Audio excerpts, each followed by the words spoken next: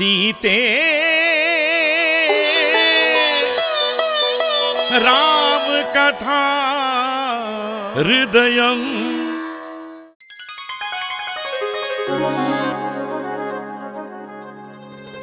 कौशल्या, सुमित्रा, कैकेयी, आप सबको यहाँ एकत्रित करवाने का मुख्य उद्देश्य है आप सभी को एक संतोष करने वाला विषय बताना है। हमें जनक महाराज के संदेश की प्रतीक्षा थी, वो प्राप्त हो गया।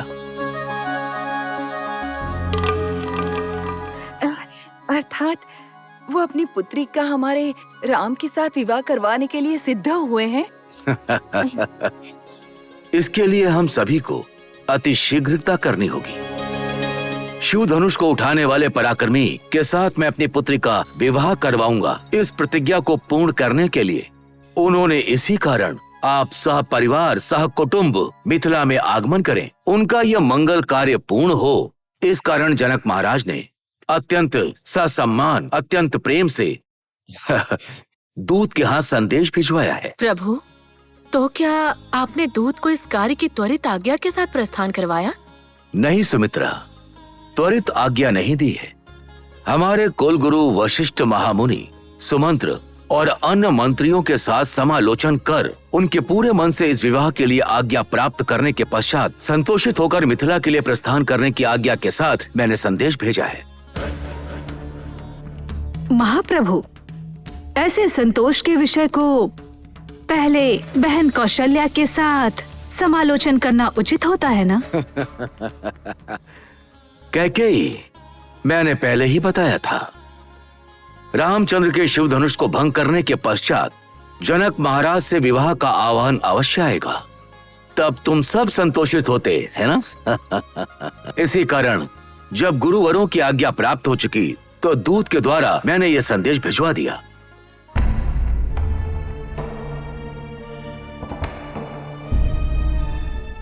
कौशल्या, इस विवाह के लिए आपका कोई भिन्न मत तो नहीं? नहीं महाप्रभु, बिल्कुल नहीं। ये एक अपूर्व घटना है। अपने पराक्रम से मेरा राम एक कन्या रत्न को स्वयंवर में विजयी हो चुका है स्वामी, इस बात का संतोष है। मेरा भी यही मानना है। हजारों राजाओं से जो कार्य नहीं हो पाया उसे हमारे राम ने कर दिखाया है। सही कहा ना कैकेयी? हाँ, उचित कहा बहन सुमित्रा। मुझे भी अपार आनंद हुआ है। चाहे जो भी हो, रामचंद्र ने रघुवंश के लिए कीर्ति प्राप्त की है, तो हम सभी को संतोषित होना ही पड़ेगा। आहा, आहा, आप सबके वचनों को सुनने के पश्चात रामचंद्र के विवाह को देखने का उत्सव मुझ में अधिक हो गया। मिथिला प्रस्थान की मैं सारी व्यवस्था मैं अभी शीघ्र करवाता हूँ।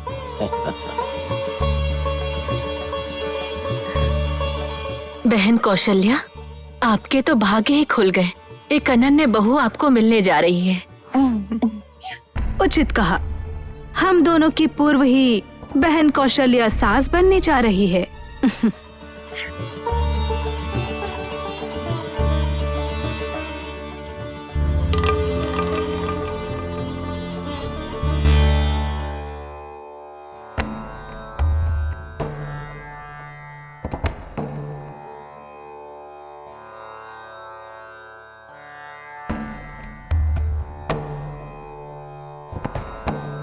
महाराज, आप इतने क्यों आतुर हो रहे हैं? चिंता छोड़ दीजिए, सहकाल में सभी कार्य निर्विघ्न रूप से घटित होंगे। हे गुरुदेव, विवाह की सिद्धताओं में और बहुत कार्य करने बाकी हैं। ज्येष्ठ पुत्री का विवाह चाहे कितना भी वैभव से करें तब भी कम ही होता है। उसमें भी रघुवंश के वर के साथ विवाह कर रहे हैं, तो ऐसे में तो लोक लोक से देवता भी आएंगे। सभी दिशाओं से ऋषि मुनि गणों का आगमन होगा। सामान्य जनता के लिए तो ये एक विशेष उत्सव ही होगा। ऐसे में किसी को किसी भी प्रकार का कष्ट ना हो, सभी को संतोष और संभ्रम मिले, इसके लिए हमें विशेष आयोजन करना पड़ेगा। परंतु ये सब अब अयोध्या से हमारे दूत द्वारा लाने वाले संदेश पर ही निर्भर है ना गुरुवर? महाराज, उस दूत का यहाँ आगमन हो चुका है। वो संदेश देने की प्रतीक्षा में है। विवाह के लिए जो भी व्यवस्थाएं करनी हैं, उसे करना आप आरंभ कर दीजिए।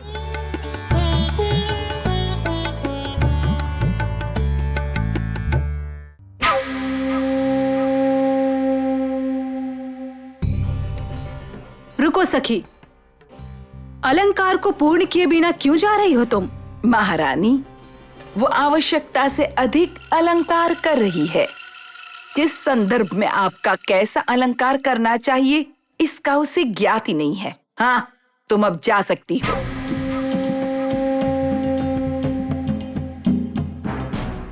कहना क्या चाहती हो मंथरा? विवाह संदर्भ की उपयुक्त लेप लावण्य के लिए मैंने ही उसे आज्ञा दी थी।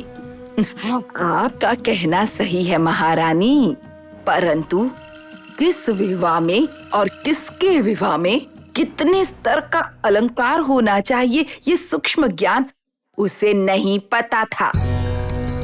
तुम्हारे वचन विचित है मंथरा।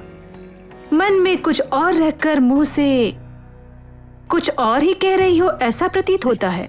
सत्य है महारानी, मेरे अनुसार स्वतः के पुत्र के विवाह के लिए जो अलंकार उपयुक्त होगा, वो सौती के पुत्र के विवाह में भागी होने पर आवश्यक नहीं है, ऐसा मुझे व्यतीत होता है।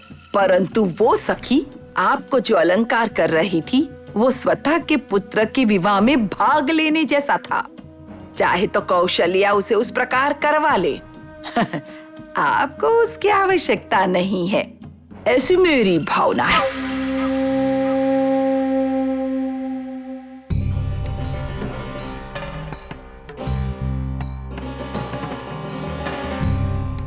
क्यों महारानी, मैंने जो कहा उसमें कुछ गलत है क्या? नहीं मंथरा, बिल्कुल भी गलत नहीं है। परंतु मंथरा, राम के विवाह के लिए मुझे संतोष में श्रृंगार क्यों नहीं करना चाहिए? परंतु यदि ये भरत का विवाह होता तो आपको जितना संतोष हो रहा है, क्या उसे उतना होता?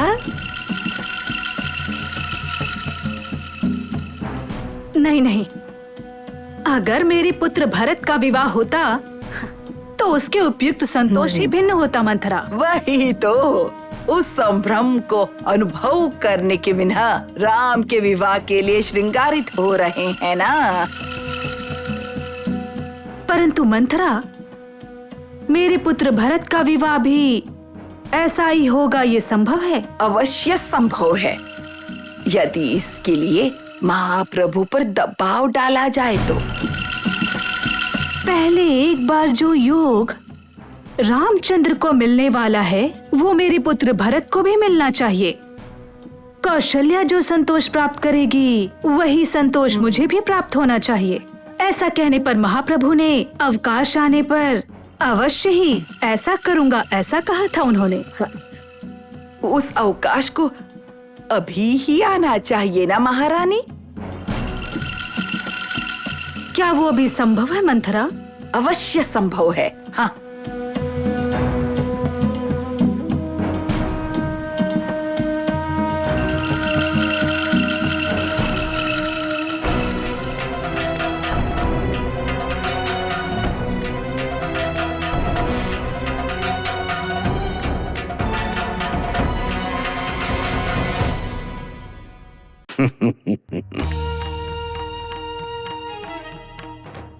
अमात्य जी, मंत्रीगण, ये मेरे ज्येष्ठ पुत्र का विवाह है।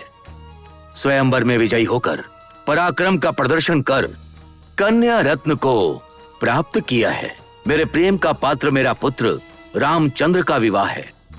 ये लोकोत्तर से वैभव से आयोजित होना चाहिए।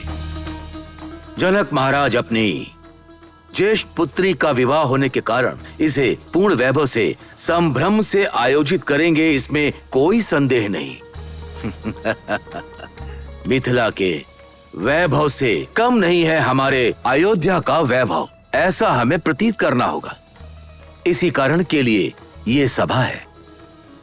मेरे आत्मजा सचिव सुमंत्र, इस विषय पर आपका क्या अभिप्राय है? महाराज, इस विवाह को तीनों लोक में प्रसिद्ध होना चाहिए, ऐसे हमारे वार्तालाप में निर्धारित किया है।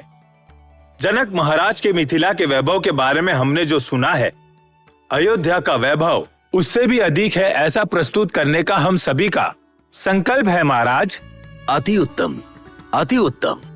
हमारे कोषागार से जितनी चाहे उतनी संपत्ति व्यय कीजिए। मोती, रत्न, स्वर्ण, अलंकरण वस्तुएं उपहार के रूप में दृष्टि भरने तक उसे हमें यहाँ से ले जाना होगा।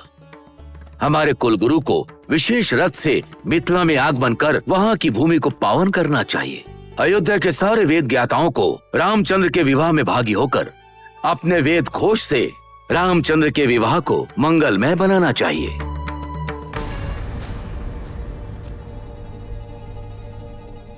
सीते राम कथा हृदयं